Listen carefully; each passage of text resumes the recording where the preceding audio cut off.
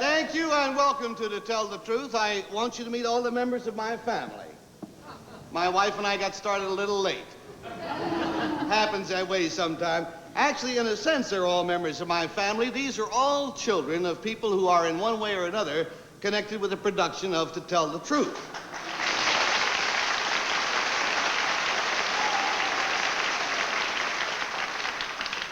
Suki, you want to come out here? Suki, you want to come out and say hello? We've got one reluctant starter who didn't quite make it. Suki, huh? Well, Suki will come out if she wants to come out. I don't blame her. Hey, Suki, come on down and say hello. Hey, dear, come on down and see me. There you go.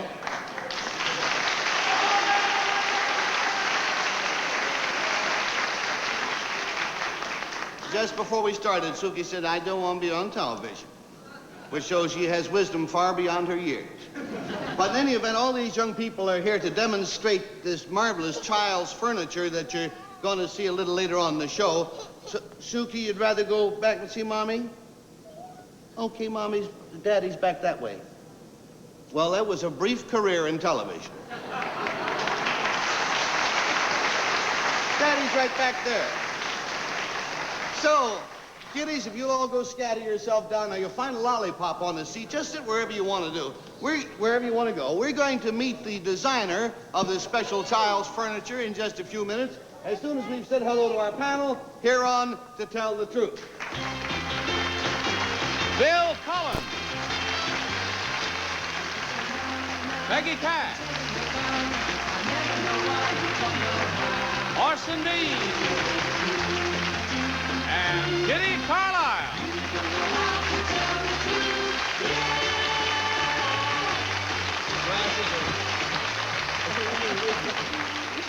Hi, panel. Well, my goodness. What is that? Nifty way to start the week. Made me feel like the Jolly Green Giant. Isn't that a bunch of charmers all with their lollipops and sitting on the special furniture? Let us now meet our designer for the young. Number one, what is your name, please? My name is Audrey. Number two. My name is Audrey. Number three. My name is Audrey. All right, now we're going to find out which one of these gals is really Audrey. And here is her youthful yarn. It says here, I, Audrey, am convinced that children need their own special environment. To this end, I have created a world for little people only. It's a new concept in children's furniture which combines the soul of art, the wisdom of educational technique, and the technology of modern manufacture. As you can see, it is much more than adult furniture that has simply been scaled down. It's a total environment that a child identifies with and reacts to emotionally. I call my friendly, comforting, imaginary playmates simply Audrey roommates. Signed, Audrey.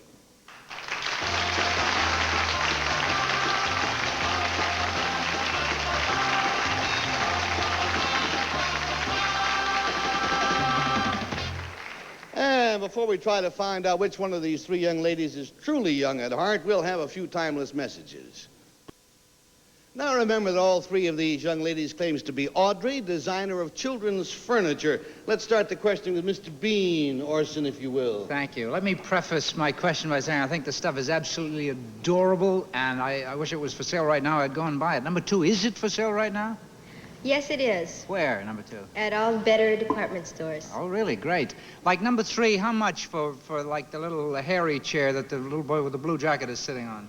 The furry. $35. $35. Well, that ain't bad. If you're a rich kid, you should have your own chair. I figured out. Number one, I love this stuff, and I would love to have it around my house, but you don't really mean that children need their own environment. Do you? I mean, kids have been growing up around stuff that was too big for them for centuries.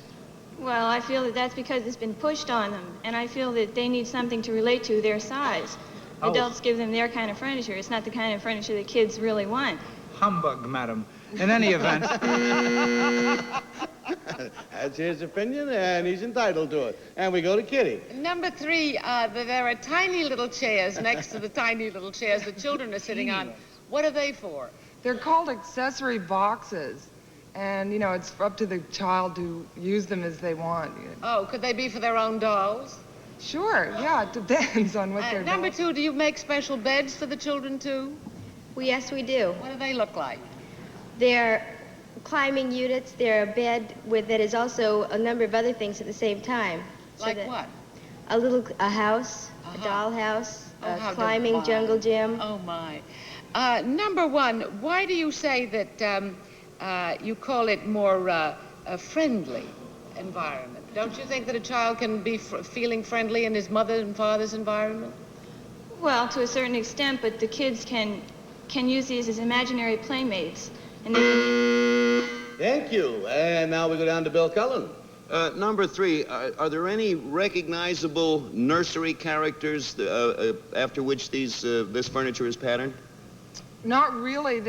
They don't have names, and, I designed them simply to be playmates or, attractive and have the child enjoy them. Number 1, how long do these last? By that I mean how before, like the little boy in the middle there, right? He's in front of number 2, number 1. How long before he grows out of that chair? Well, we designed them for kids ages 0 to 7. Beg your pardon? 0 to 7. Zero to 7. Okay. The age zeros fall off of them a lot. But that's one of the hazards, You put him up there and keep putting him back up again. It toughens him up for future life. Let's go to Peggy. Well, the idea of a kid that's 0 is very nerve-wracking. Number 2, for $35, do you get that thing where you hang your clothes, that other attached thing? No, that's less. Oh, you mean it isn't a package deal? It's not $35 for that and the thing you hang your clothes on? Just the chair's $35. Right. Well, how much for the whole Megillah there with the little box in the head? $96. That's a lot of money for a kid's chair. Well, number 1, you say it's a totally new concept, yet in the 18th century, they always had little baby chairs for kids. I had a baby chair myself when I was living in the 18th century. At that time, people didn't realize that the personality is formed, actually, when the child is growing up to 7 years old. And But they did have baby chairs. I had a baby yeah, chair. but they didn't have little faces painted on them. And Oh, but they had little me sitting on them. All right, Peggy. We've had all the questioning time we're allowed at the moment. We're going to have to make up our minds and mark our little ballots. And we're going to mark them, obviously, for number 1, or for number 2, or for number 3. $50 is still the cost of each wrong guess, and $500 if indeed all the guesses are incorrect. And Orson, we begin with you. I am forced to vote for number 2. A tiny 2. Tiny 2 on a tiny chair. The personality of that 2 is formed by the fact that the chair is made out of sticks.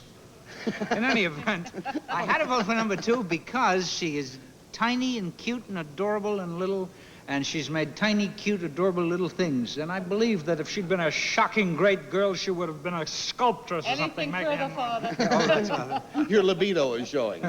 Let's go to Kitty. I voted for number 2 because she bears a curious resemblance to the faces that are painted on the furniture. Hadn't noticed. Okay, that's 2 for 2, and we go to Bill. I voted for number 2 also, but Orson used up my time that I'd taken explaining why.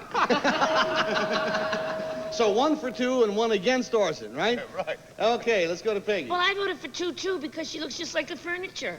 Oh, boy, you are feeling courageous. Here it is, Monday, and you're starting right out, going out on a limb. All right, let's find out about it. You may be right. Will the real Audrey please stand up?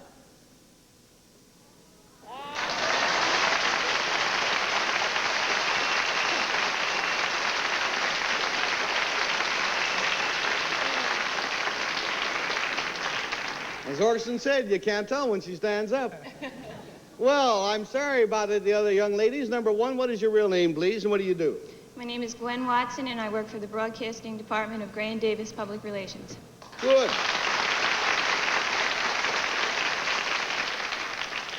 And number 3, what is your real name, please, and what do you do? My name is Julie Houston, and I'm the assistant to the publisher at Simon & Schuster. Uh-huh. Well, now, you know, we adults have all sorts of theories, Audrey, as to what the kids really need, but it's been my experience that nobody ever really asks the kids. So I have a hand mic here, and if you'll forgive me, everybody, I'll just go around and get a few reactions and see how folks feel about this. Hi, young fella.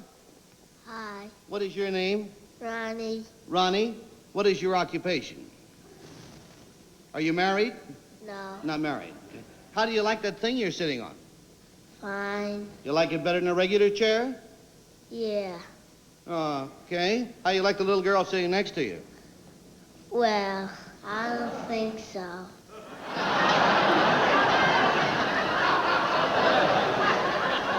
The course of true love seldom runs smooth. I adore the little girl next door. Hi, sweetie. Hi. What is your name? Cynthia Nixon. You're a very nice-looking boy, I'll tell you. You're a good-looking boy. You are a boy, aren't you? No. What are you? A girl. Oh, that's why you got that pink thing on the... Let me see the bow on the back. That's very... You can't see it. That's very... How do you like the chair you're sitting on? Fine. How do you like the little boy sitting next to you? Fine. She doesn't have much of a vocabulary, but what she has is very optimistic. Fine. And here's the little girl. Hi, what is your name? Priscilla Craven. Priscilla Craven. And how do you like the furniture you're sitting on? Fine. You've been stealing your material from the little girl over here. We forgot to mention that these little boxes are not just for dolls to sit on. They're a goodie holder. See, you put all your little secret things in there. Well, kiddies, it's been awful nice to have you with us. Audrey and Imposters, thank you very much for being with us on To Tell the Truth. Take care now. Everybody go.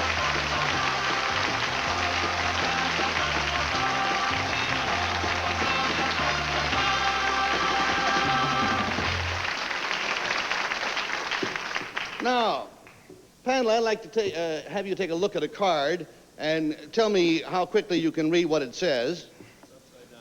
It's upside down. It's upside down. Has a very union suit. Unusual. Has a very union suit.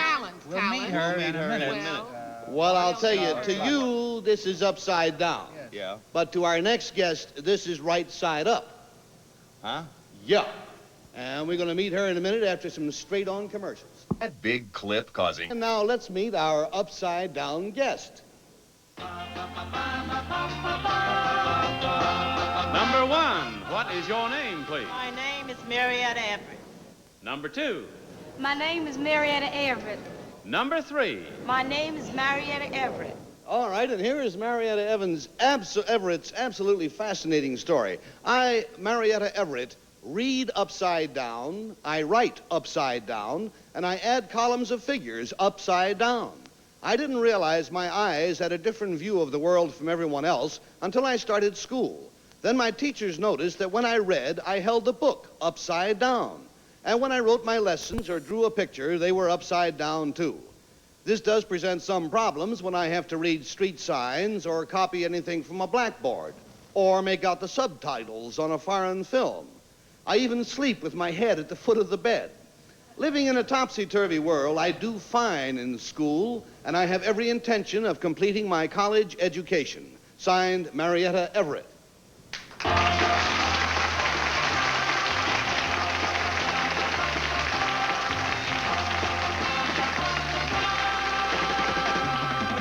And we'll start the questioning with a lady who looks just fine no matter how you look at her. Kitty Carlisle. Oh, well, Miss Everett, number three, what is the difference between upside-down reading and mirror reading? There is a difference because mirror reading, you have to look in the mirror. Upside-down reading, you have to just turn it around and it's right side up. Number two, do you see people upside down? Yes, I do. You do? Isn't that terribly disturbing? No, not really, because that's the way I'm used to seeing things. I see. Number one, is that the way that you look at something in a lens, in a photographic lens? It's upside down? Yes, I suppose so. Number three, is there any kind of corrective thing you do for this? Well, so far, doctors don't think that they can do anything. Thank you, Kitty. Let's go to a puzzle-looking Bill Cullen. Yeah, number two, am I to understand correctly, if you are reading a book, in order to be able to read it, I got this from the affidavit, you must turn the book upside down, is that correct? Right, and I go from right to left instead of left to right. Number one, what is the medical reason that you've been given for this? It must be a medical reason. Well, they haven't come across anything to explain it yet. They just say rare. There's nothing like connected the wrong way in the back of your eye or something, number one? Well, some doctors say it's probably something connected wrong. Number three, I can read pretty good upside down, having worked, seriously, having worked in a hotel when I was a great deal younger. Can't you, or haven't you been through all these years able to adjust? You better explain that, Bill. That's a little obscure. What? You worked in a hotel so you can read upside down. Sure, someone comes in and you're behind a desk and you give them the registry and they sign Gary Moore and it's upside down. But you say, well, very glad to welcome you, Durward Kirby, because you can read upside down like that. See? I thought I understood you, but I wanted to be clear about it. Peggy? And number two, what is this called?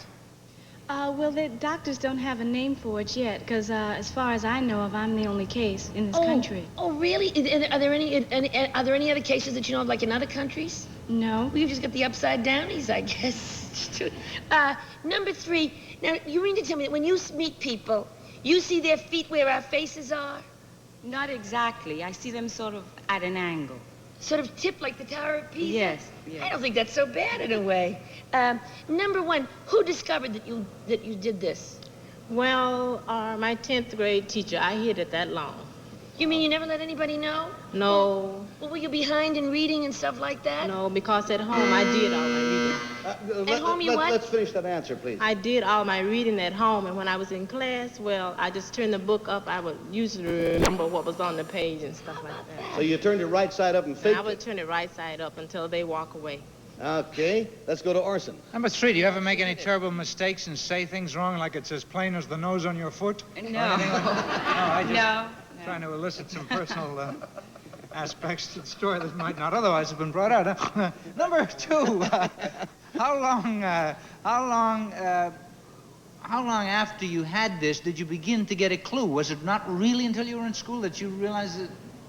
Make a question out of that and answer it, number two. Well, like, I always saw this way, and like at home, I'd be reading the paper, and, you know, my father would say, that girl's got the paper upside down, but they just laugh it off, and, you know, thought your father was crazy, right? Nobody said Ha anything ha, they said. Figure like the rest of us, no fun reading the paper anyhow. Okay, now it is time for us to vote, and we're going to have to make up our mind as usual between number one, or number two, or number three. $50 is the price of each wrong vote, and $500 if indeed none of the votes is correct. And Kitty, we'll start with you. I voted for number one. I think she has the look of a girl who is so intelligent that she could have hidden this till the 10th grade, learned everything at home, and fooled all her teachers. Okay, Kitty, thank you. And Bill? I voted for number one, too. The 10th grade seemed rather unusual that she didn't be discovered in them, but she said she fooled them that long, and she sort of convinced me. There you are. Okay, it's 2 for 1. And Peggy? Well, here's 3 for 1. Because when she said she hid it till the 10th grade, kids don't like to be different. And I believe that you wouldn't want anybody to know that you read upside down. Then when you found out it was unusual, I bet you did it all the time for fun. It's 3 for 1 so far. Orson? I, unfortunately, was forced to vote for number one as well. That looks right side up to you, right, honey? Hate to tell you this, Orson, but you got a problem. You voted for number one, too, so twice in a row the panel has gone unanimously for one of the contestants or another. So let's find out how right they are. Will the real Marietta Everett please stand right side up?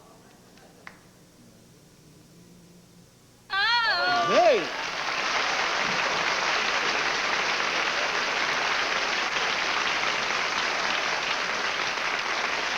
Boy, panel, you're hot today. Thank you, Marietta. We'll be back to you in a moment. Let's find out about number two. What is your real name, please, and what do you do? My name is Irene Smalls, and I'm a student at Cornell University. Cornell, good. And number three, what is your real name, please, and what do you do? My name's Kathy Emery, and I'm a secretary for Pioneer Moss. Good. Now, Marietta, if you'll join me center stage, please. We had hoped for a longer demonstration, but sometimes time gets out of hand. I'm going to ask you just to write the name of the program, to tell the truth, the way it's natural for you to write it.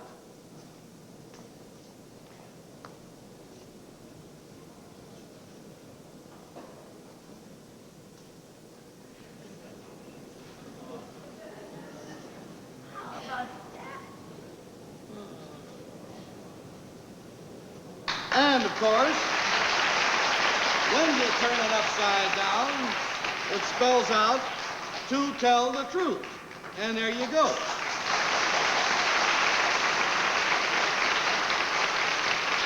Marietta, thank you very much for being with us, and thank you, imposters, for being here today on To Tell the Truth. Take care.